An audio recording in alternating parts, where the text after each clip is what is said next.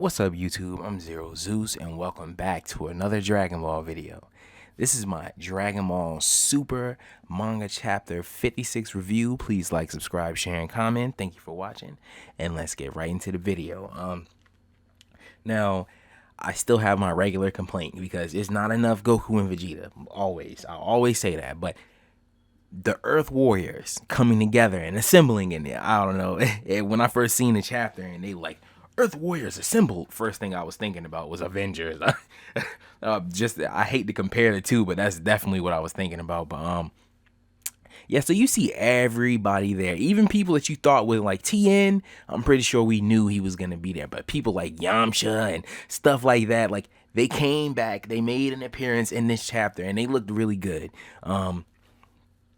First of all, let's start off with, okay, the beginning of the episode, you see basically the Galactic Patrol making their way towards Earth because the convicts are on Earth, are making their way towards Earth. I guess it's kind of like their like last line of the defense type of thing, and basically they're all landing there and just like I said, the front line, you see all the heroes of Earth just sitting there, and you start to see these other ships show up. Now, they all, for some reason, look like they're the Kingdom Hearts gummy ships. I do not know why. I cannot help but think that every time I see one of them. But they start showing up. The villains start showing up. The enemies started showing up. And this is kind of cool because they asking about Vegeta and Goku. At the same time, I want them to be a part of the arc, but I feel like in this moment they were not. This was needed. It was needed for them to not be there. You got to see Krillin get his rematch again.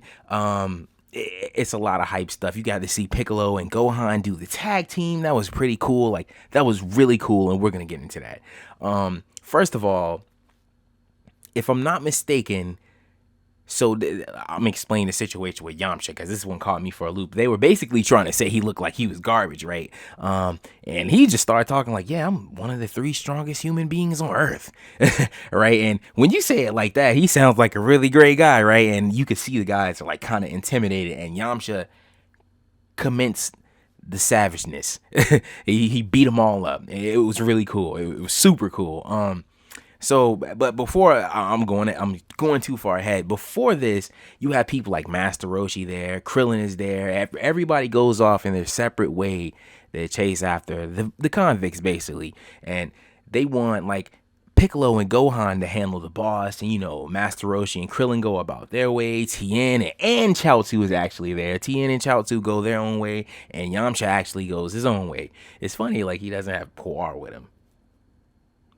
With him, however you want to call him, but it's funny that he doesn't have him with him. That's funny. But he basically gets it in, and so they cut from him. I think you go and see like Krillin and Master Roshi next, if I'm not mistaken. I might have this wrong, but they actually go and they find that dude. I don't know, Winnie the Pooh. I don't know what his name is because I really don't pay him that much of attention. But I just know that he gave Krillin a really hard time last time. And he's like, I'm not the same guy you fought before. He was training and doing all that little stuff like that. And it's funny because he has this group of girls with him, right? And I thought Master Roshi was supposed to be over the whole like pervert thing, right? And he's like, yeah, I'm go get those nasty old babes.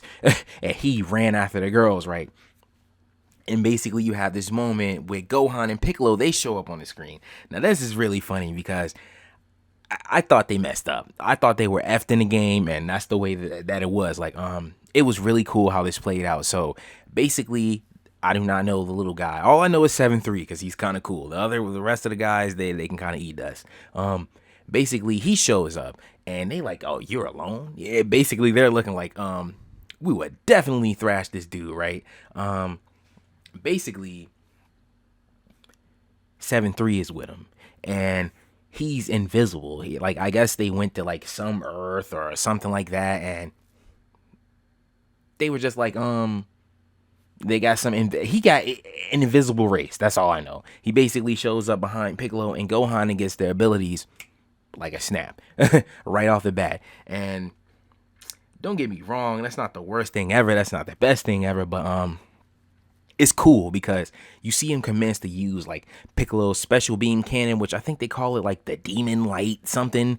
I'm like, oh man, English dub is just horrible. But anyway, he uses the special beam cannon, and at the same time, you're thinking like they messed up in the game. Basically, there's nothing they could do back, and they're gonna have all these problems with him, right? And then I don't know if he used like okay. Either way, Gohan used the shield. I thought that was so cool. He like did this little formation with his hands, and he just like made the shield. I thought that was so cool. I don't know why. And I'm like, is that like a destructo disc? And he just show, but he never did that. I don't know. But they called it a shield, so we're going with a shield. And basically he's stopping the blast. And while he's in the middle of stopping the blast, so the whole time Gohan and Piccolo were actually prepared for him to take their powers, and they had a plan just in case. And basically, while Gohan is holding him back with his the shield that we never seen before, I was pretty hyped to see that. Piccolo actually does, like I said, the demon light touch. Whatever he was saying, it looked like special beam cannon. That's all I can say. And they basically have this clash. The shield breaks, and Piccolo's special beam cannon basically overpowers his, and you see his whole like Boro, like a chapter ago, his whole side was gone. I'm like, dang, and he basically regenerated, and you see them talking, and they're having this moment, and they're like, okay, well, we need to hurry up and get him right before he starts to use Moro's techniques, which is stealing all their energy and stuff like that, right? So basically, as soon as they mention that, he gets up. He's like, you know what? F this.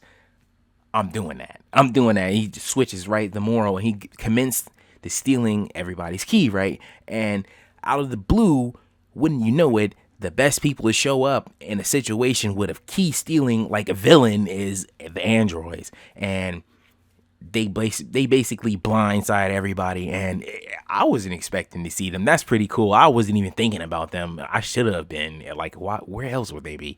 But basically they get Goten and Trunks to take 17's place because he's still on the island doing what he does on the island all the way up until this point. So yeah, I guess that's just how that is. And they're basically talking and about how these guys are supposed to be so tough, but they just straight up oofed him. And like this whole time, he's just sitting over there, like there's nothing going on. Like I think it's over for 7-3. I don't know. Maybe they might have a little bit more about him in the next chapter, but I think that's the end of him.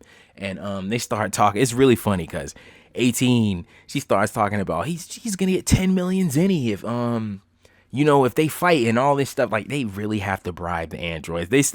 I like how up until this point, she's still not a whole good guy. She does this for personal reasons and personal reasons only. I like that everybody's not like, yeah, I'm a superhero. And she's definitely not one of those. She's just in it for the money, right? And that's really funny. And 17 is like, you make us sound like mercenaries when you say it like that, right? You make it sound like we're really bad and we're really not, right? It's funny because at Capsule Corp, we can't let them destroy Capsule Corp because they're the ones who are giving us the 10 million zenny, right? And now we finally get to what I want to really talk about.